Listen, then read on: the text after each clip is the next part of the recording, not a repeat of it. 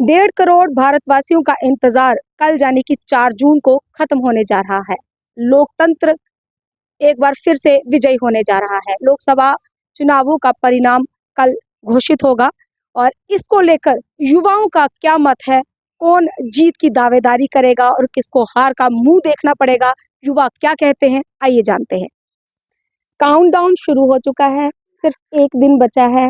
हार या जीत, एक ही पार्टी जीतेगी। कौन लोकतंत्र में विजयी होकर निकलेगा, इस बात का युवा क्या संकेत दे रहे हैं, तो चलिए जानते हैं। सर, आपका नाम? मेरा नाम सागर शर्मा। तो सागर जी, क्या लगता है कल क्या होने वाला है?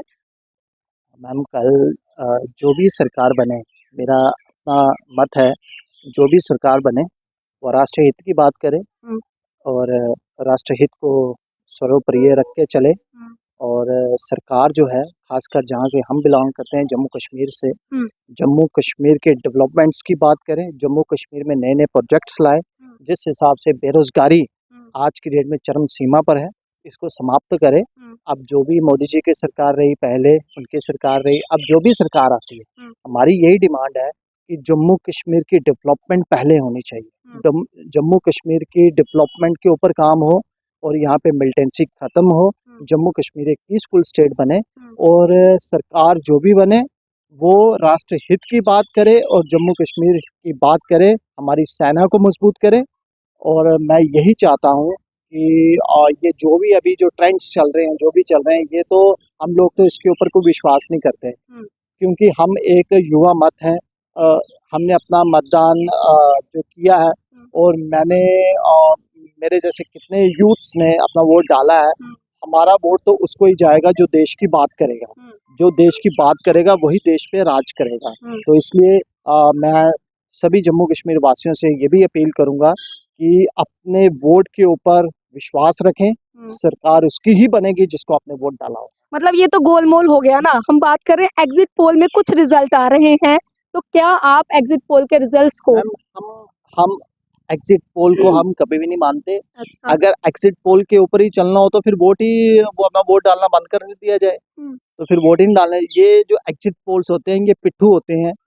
कुछ जो दायरों के एग्जिट पोल्स के ऊपर हम जो सही वोटर है वो कभी भी विश्वास नहीं करता। और साथ में एक सबसे बड़ी बात ये है कि आपको याद होगा कि अपना 2004 में जब जो वाजपेयी जी की सरकार थी, उस समय भी आपने देखा होगा कि एग्जिट पोल्स थे, बहुत न्यूज़पेपर्स से वो वायरल्स कर रहे थे कि आज जो वापस एनडीए आ रही है। तो वो आपने देखा था कि जो नतीजे क्या हुए बाद में, जो रिजल्ट उल्टे आ गए। तो ये एग्जिट पोल के ऊपर हम विश्वास नहीं करते। हम ये नहीं कहते कि ये गवर्नमेंट आ रही है, ये नहीं आ रही है। हमारा एक ही मानना है, जिसको हमने वोट दी है वही आ रही है। और सरकार बने और बनने के बाद वो देश की बात करे, उसके लिए देश पहले होना चाहिए, अपना सेल्फ इंटरेस्ट लास्ट होना चाहिए। जय हिंद। कोई भी सरकार हो, उसकी नींव जो है ना वो युवा लिखते हैं, युवा बढ़ते हैं। तो युवाओं से ही बात करेंगे। तो आपका नाम? मेरा नाम है रॉबिन सिंह नरैनिया। नरैनिया साहब, ये बताइए कि कल क्या होने वाला है? देखिए, कल जो होगा वो तो होगा, लेकिन जो एग्जिट पोल में दिखा रहे हैं ना 400 पार एनडीए, ये तो एकदम ही फ्रॉड है। ये तो इस पे ना एकदम विश्वास नहीं किया जा सकता। जो मैंने अपना एस्टीमेट लगाया है कि अपना एक किस्म का सर्वे लगा लो, हमारे भी दोस्त यार बाहर पढ़ते हैं, उनसे बातचीत चलती रहती है, वो इतना नहीं है जितना दिखा रहे हैं। कम से कम 10 में से 4-5 बंदे बीजेपी बोलते हैं, 4-5 मिक्स रिव्यू आते हैं उनके। तो इसका मतलब उस हिसाब से मैंने लगाया कि 220-30 मैक्सिमम 240 सीटें आ सकती हैं बीजेपी की। ये 400 पार वाला कुछ नहीं है। पहले कहते थे ना कि बुजुर्ग होता था ना घर का, वो डिसाइड करता था वोट किसको देना है। आज युवा जो है ना वो लिखता है कि इसकी कहानी में सक्सेस रेट कितना होगा।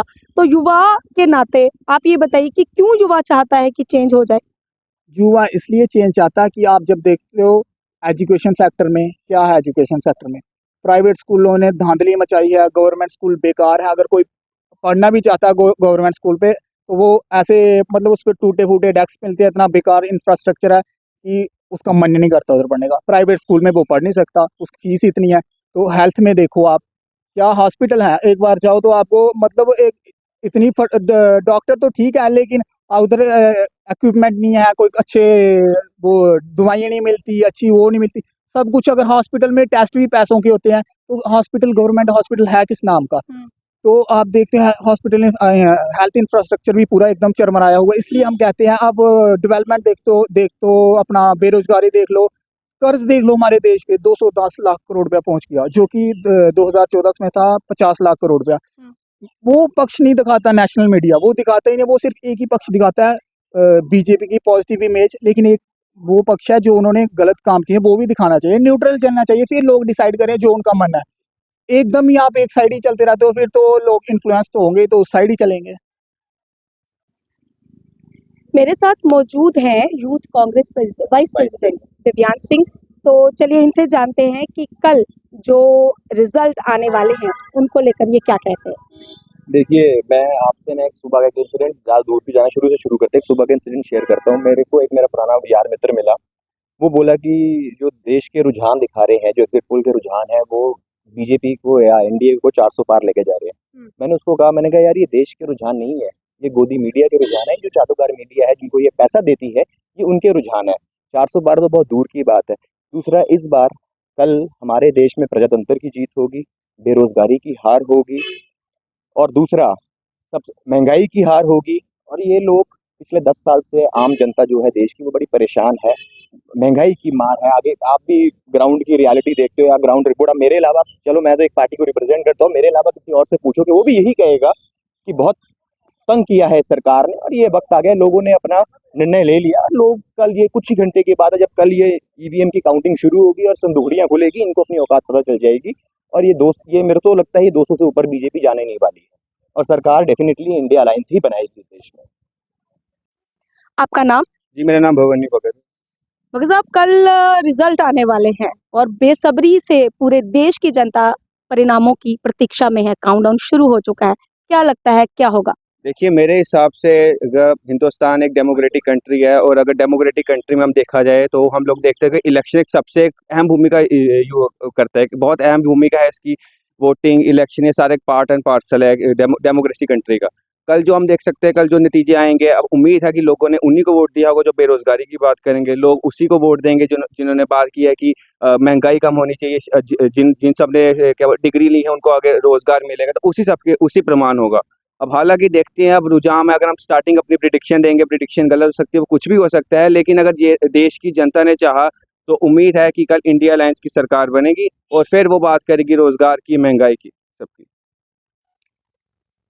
तो देखते हैं कल क्या परिणाम सामने आते हैं। युवाओं का जो मत है वो तो आपने सुन ही लिया है। देखते रहिए देहात संदेश नॉर्थ लाइन्स और मुझे दीजिए इजाजत। नमस्कार।